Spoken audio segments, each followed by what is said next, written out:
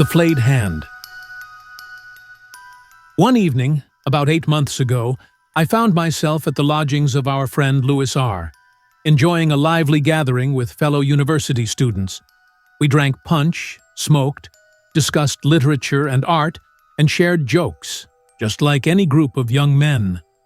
Suddenly, the door burst open, and a figure familiar from our childhood, Pierre, entered like a whirlwind. "Guess where I've been," he exclaimed, a mischievous glint in his eye. "I bet you've been at the Mobile," one of us guessed. "No," another said, "you're too lively for that. You've been borrowing money, burying a rich uncle, or pawning your watch." A third chimed in, "You're getting sober and smelled the punch in Louis's room, so you came here to get drunk again." "You're all wrong," Pierre declared, a dramatic flourish in his voice. "I've been in Normandy, for the past 8 days, and I've brought a friend, a real criminal, whom I'd like you to meet." With those words, he pulled a long black hand from his pocket, its skin peeled away. It had been severed at the wrist. The dried, shriveled form, with the narrow, yellowed nails clinging to the fingers, was truly frightening. The muscles, revealing the former owner's great strength, were bound together by a thin strip of parchment-like skin. "Imagine," Pierre continued, "the other day, they sold the possessions of an old sorcerer who recently died. He was known all over the countryside. Every Saturday night, he'd fly off to meet witches on a broomstick. He practiced both white and black magic, gave cows blue milk, and made them grow tails like the devil's companion. This hand, he said, was a treasured possession. He claimed it belonged to a notorious criminal who was executed in 1736 for throwing his wife headfirst down a well, for which I don't blame him, and then hanging the priest who married them in the church bell tower. After that, he went on a rampage, robbing 12 travelers, smoking out a whole monastery of monks, and turning a convent into his own personal harem." "But what are you going to do with this ghastly thing?" we cried. "Well, of course, I'm going to use it as my doorbell handle. It'll scare my creditors." "My friend," said Henry Smith, a big, stoic Englishman, "I think this hand is just some kind of Indian meat preserved by a new method. I suggest you make a stew out of it." "Don't be ridiculous, gentlemen," said a medical student, 3/4 drunk. "If you take my advice, Pierre, you'll give this piece of human remains a proper Christian burial, just in case its owner comes back to claim it. This hand has picked up some bad habits. You know what they say. He who kills will kill again.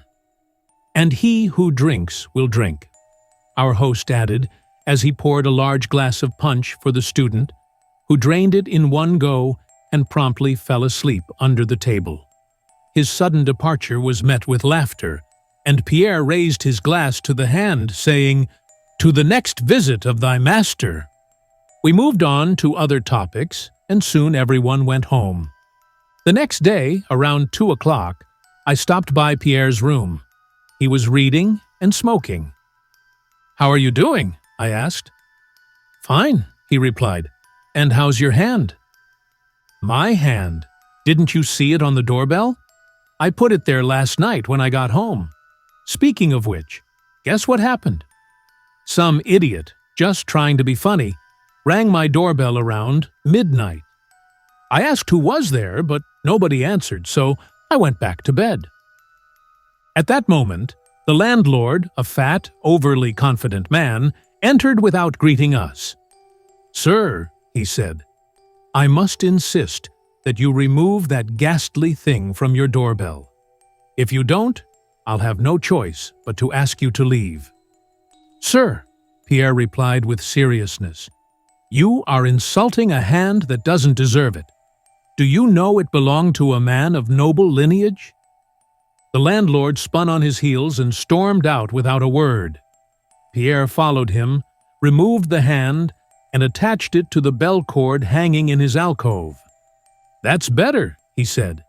This hand, like the brother, all must die of the Trappists, will give me a moment to reflect every night before I sleep. An hour later, I left him and went back to my own room.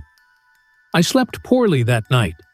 I felt nervous and anxious, waking up several times, startled. Once, I even thought someone had broken into my room, so I jumped out of bed and searched the closets and under the bed. Around 6 o'clock in the morning, I was finally drifting off to sleep when a loud knocking on my door jolted me awake. It was Pierre's servant, half-dressed, pale and trembling. "Oh, sir," he cried, sobbing. "My poor master. Someone has murdered him." I rushed to get dressed and ran to Pierre's lodgings. The house was filled with people, arguing and shouting, all recounting and commenting on the terrible event. It was chaos. After much effort, I made my way to the bedroom, identified myself to the people guarding the door, and was allowed to enter.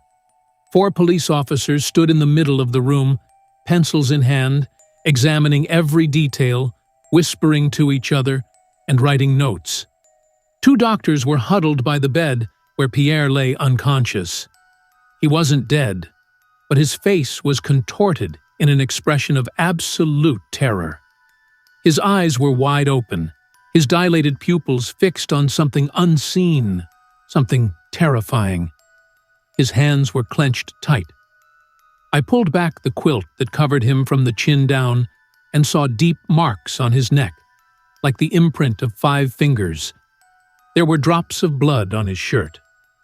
At that moment, something struck me. I noticed that the withered hand was no longer attached to the bell cord. The doctors had probably removed it to avoid upsetting those who entered the room, because that hand was truly a ghastly sight. I didn't ask what they had done with it.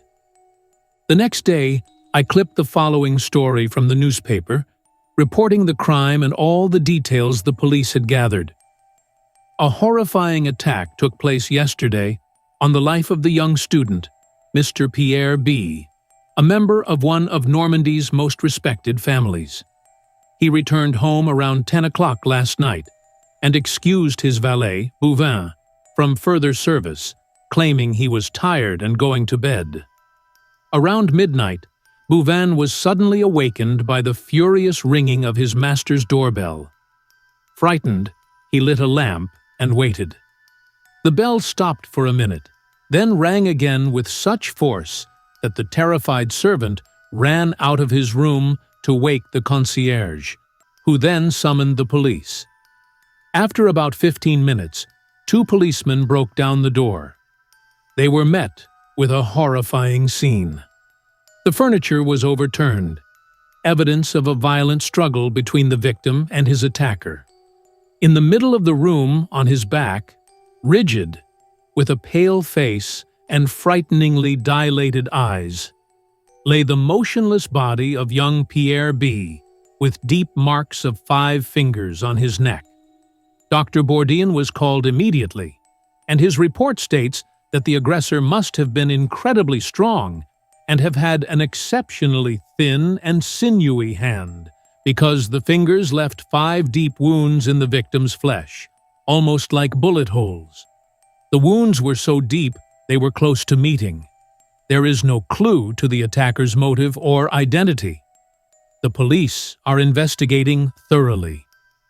The following day, the same newspaper reported, Mr. Pierre B., the victim of the horrifying attack reported yesterday, has regained consciousness after 2 hours of the most dedicated care from Dr. Bourdian.